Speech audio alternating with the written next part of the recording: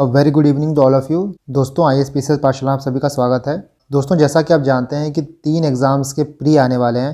पहला आपका हो गया BPSC, दूसरा आपका UPPCS और तीसरा UPSC। तो इस वीडियो में मैं तीनों एग्ज़ाम्स को लेकर कुछ अनाउंसमेंट करूंगा जो मेरे आने वाले वीडियोस में आपको मिलेंगे, और इसके बाद अगर से आपका कोई और सजेशन हो तो आप मुझे दे सकते हैं। तो पहले मैं अपनी बात रख लेता हूं।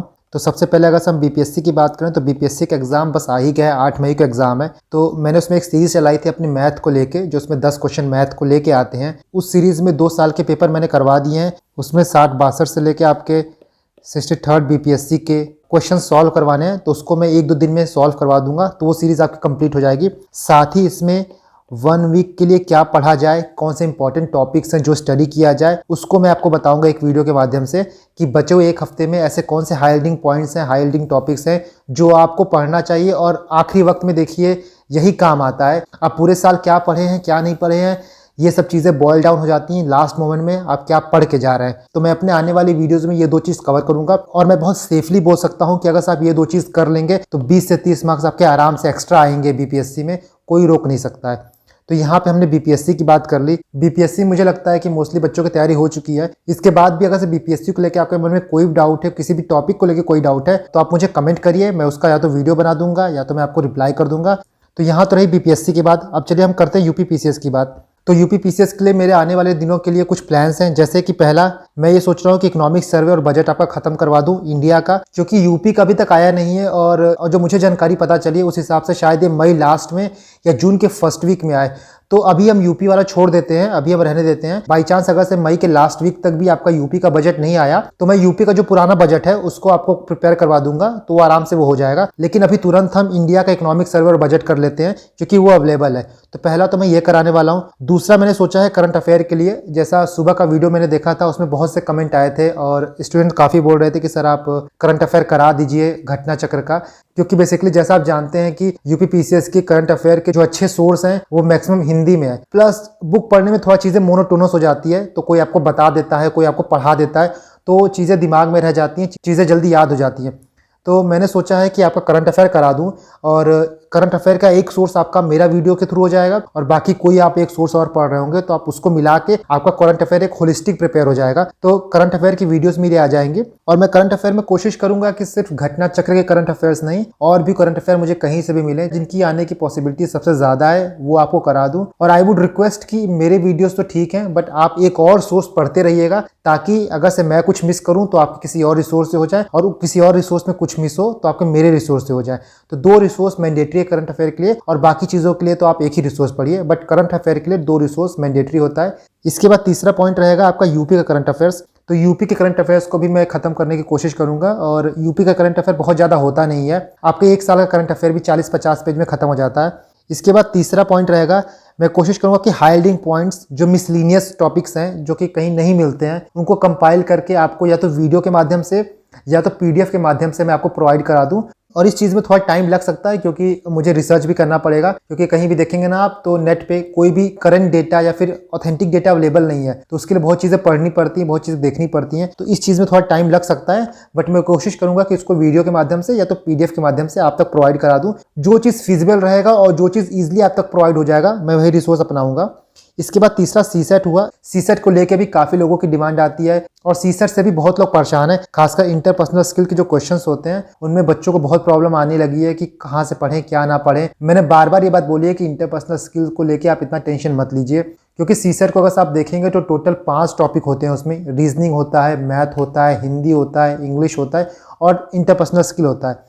अगर से आप इंटरपर्सनल स्किल को थोड़ा सा कम भी पढ़ते हैं फिर भी आपके पास 4 सेक्शन ऐसे रहते हैं जहां पे आप स्कोर कर सकते हैं। आपको 33% मार्क्स सिर्फ लाने हैं और आपको बहुत इजी क्वेश्चंस मिल जाते हैं। और मैंने CSET पे 2 वीडियो भी बनाई है, उसमें यह बताया है कि कितने इजी क्वेश्चंस होते हैं। पैसेज हिंदी के जो होते हैं डायरेक्ट उसके आंसर आपको पैसेज में मिल जाएंगे।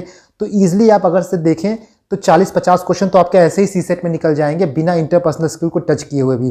देखिए मैं बुक बताना इसलिए नहीं चाहता हूं क्योंकि बुक मुझे पता है, बट वो MBA की बुक है, और MBA की बुक आप 500-600 पेज की बुक पढ़ के करेंगे क्या, मुझे समझ में नहीं आता। मुझे बहुत फोर्स लोग करते हैं कि कोई बुक बता दो, कोई बुक बता दो। देखिए मुझे बुक बताने में कोई प्रॉब्लम नहीं है, मैं आपको बुक बता दूं, बहुत सी बुकें आती हैं, आराम से मैं बता दूंगा, बट वो बुक आपके लिए यूजफुल नहीं होगी। सिंपल सी बात, अगर आप ये सोचिए कि अगर से आप MBA की बुक पढ़ के CSET पढ़ेंगे तो फिर बाकी GS और बाकी सब्जेक्ट आप कब करेंगे।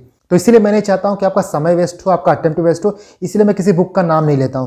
क्योंकि मैं बुक का नाम भी ले लूंगा ना तो बहुत लोग जाके खरीद लेंगे और वो पढ़ेंगे भी नहीं, वो सिर्फ ला के रखे रहेंगे, तो उनका पैसा वेस्ट होगा, समय वेस्ट होगा, अटेम्प्ट वेस्ट होगा, जो कि मैं बिल्कुल नहीं चाहता। तो यहाँ मैंने UP PCS की बात कर ली। बाकी अगर UP PCS को लेके कोई और सजेशन हो आपका किसी और टॉपिक को लेके तो आप मुझे कमेंट करिए, मैं उसको और इंक्लूड करने की कोशिश करूंगा अपने इस प्लान में।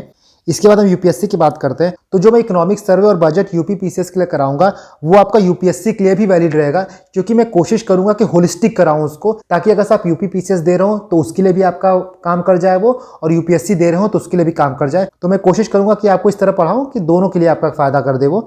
इसके बाद मैंने कल एक वीडियो निकाला था जिसमें मैंने 2021 मोस्ट इंपॉर्टेंट टॉपिक्स बताए थे जिनसे UPSC ऑलमोस्ट हर साल क्वेश्चन पूछता है। तो उन टॉपिक्स को या तो मैं पढ़ा दूं आपको, और अगर से ना पढ़ा पाऊं ड्यू टू टाइम क्रंच तो उनके आपको PDF प्रोवाइड कर दूं, या फिर आपको बता दूं कि सोर्स क्या है जहां से आप वो टॉपिक्स पढ़ सकते हैं। तो एटलीस्ट आप वो सोर्स रिवाइज कर लेंगे, एटलीस्ट अपने कन्वीनियंस के हिसाब से वो सोर्स से पढ़ लेंगे, ताकि उसमें से क्वेश्चन आए तो आपके गलत ना हो। उनमें से बहुत से टॉपिक्स का मैंने पहले ही वीडियो अपने टेलीग्राम पे अपलोड कर दिया है, तो आप जाके देख सकते हैं। फॉर एग्जांपल रिवर्स का PDF मैंने अपलोड कर दिया था, आपका इंटरनेशनल ऑर्गेनाइजेशन का PDF अपलोड कर दिया है, एंडेंजर्ड स्पीसीज और एनवायरनमेंट का PDF मैंने अपलोड कर दिया है, मॉडर्न हिस्ट्री की क्रोनोलॉजी का PDF मैंने अपलोड कर दिया है। तो मैं कोशिश करूंगा इन सबको फिर से रीलोड कर दूं, ताकि अगर से PDF पीछे चले गए हों या फिर किसी को मिल ना रहे हो तो वहां से वो मिल जाए। तो अगर आपने मेरे टेलीग्राम चैनल ज्वाइन नहीं किया तो उसका लिंक आपको डिस्क्रिप्शन में मिल जाएगा, आप उसको जाके ज्वाइन कर सकते हैं, वहां पे आपको सारे मटेरियल अवेलेबल हो जाएंगे। तीसरा है आपका CSET। तो UPSC के CSET को लेके भी बहुत लोग का प्रॉब्लम हो रहता है, बहुत लोग का डिलेमा रहता है, डाउट रहता है कि वो कैसे स्कोर करें। मैंने इस पे एक वीडियो बनाई है। मैं क्या करूंगा कि जो UPSC के क्वेश्चंस होते हैं CSET के, बेसिकली उनको कैसे सॉल्व किया जाए।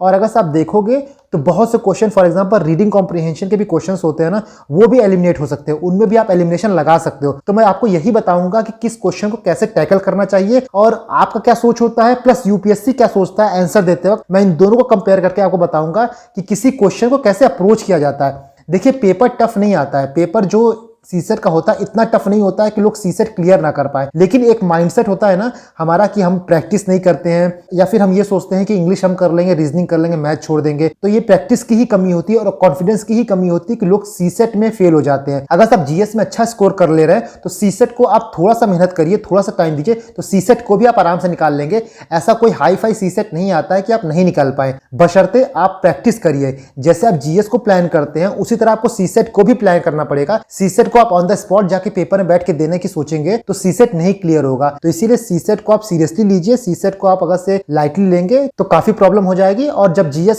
क्लियर होने के बाद हमारा CSET की वजह से प्री रुकता है ना, तो बहुत दुख होता है, ट्रस्ट में बहुत दुख होता है।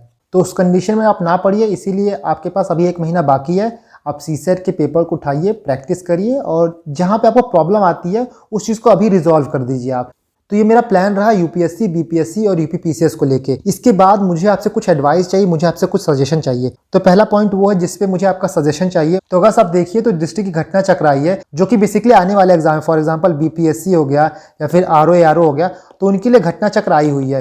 तो मुझे आपसे ये सजेशन चाहिए कि क्या मैं उसी घटना चक्र से करंट अफेयर आपको पढ़ाना शुरू कर दूं, या फिर जो UP PCS के लिए स्पेसिफिकली घटना चक्र आएगी उसका वेट किया जाए और उससे आपको पढ़ाया जाए। क्योंकि देखिए दोनों चीज में क्या डिफरेंस होगा। अभी जो घटना चक्र आई है तो उसमें बहुत चीजें ऐसी हैं जो आने वाली घटना चक्र होगी स्पेसिफिकली UP PCS के लिए, इन दोनों में बहुत कुछ सेम होगा। जो चीज बदलने वाली नहीं है वो तो नहीं बदलेगी।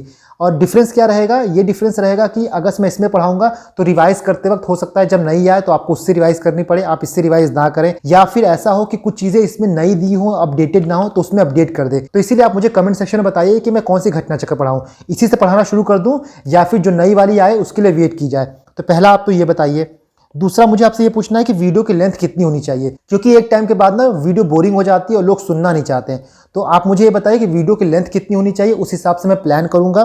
तीसरा मेरा ये पॉइंट है कि मीडियम क्या होना चाहिए, या तो इंग्लिश मीडियम हो या तो हिंदी मीडियम हो। मैं ये सोच रहा हूँ कि बाइलिंगुअल रखूँ। अगर से मैं टेक्स्ट इंग्लिश में लिखता हूँ तो चीजें हिंदी में आपको समझा दूंगा, और अगर से हिंदी में लिखता हूँ तो चीजें इंग्लिश में समझा दूंगा। इससे ये रहेगा कि दोनों माध्यम के बच्चे जो रहेंगे उनको फायदा होगा। क्योंकि देखिए अगर से मैं टेक्स्ट हिंदी में, तो आपकी घटना चक्र तो पहले ही हिंदी में आती है, तो इंग्लिश माध्यम के बच्चों के लिए काफ़ी प्रॉब्लम हो जाएगी। तो इसीलिए अच्छा यही रहेगा कि मैं टेक्स्ट इंग्लिश में लिखूँ, बाकी उसको हिंदी में समझा दूँ, ताकि जो हिंदी माध्यम के छात्र हैं उनको भी प्रॉब्लम ना हो और इंग्लिश माध्यम के छात्र जो हैं उनको भी प्रॉब्लम ना हो। इसके बाद कोई और आपका सजेशन हो तो आप मुझे कमेंट सेक्शन में बता सकते हैं। साथ ही आप इस चैनल को सब्सक्राइब करके नोटिफिकेशन का बेल दबा दीजिएगा, ताकि जब वीडियो आए तो आपको उसका नोटिफिकेशन मिल जाए। क्योंकि मुझे बहुत कमेंट आते हैं जिसमें लोग बोलते हैं कि सर आपकी वीडियो का नोटिफिकेशन नहीं मिला, तो शायद उन्होंने नोटिफिकेशन बेल दबाया नहीं होता है। तो आप नोटिफिकेशन बेल दबा दीजिए, और तो कोई वीडियो में डालूंगा तो उसका नोटिफिकेशन आपको आराम से मिल जाएगा। साथ ही आप मेरा टेलीग्राम चैनल ज्वाइन कर सकते हैं, जिसका लिंक आपको डिस्क्रिप्शन में मिल जाएगा। तो मैं जो भी पढ़ाऊंगा उसका PDF आपको टेलीग्राम चैनल पे मेरे मिल जाएगा। तो दोस्तों आप इसी तरह मेहनत करते रहिए, और बाकी आप मुझे अपना सजेशन दीजिए। Thank you and God bless you all.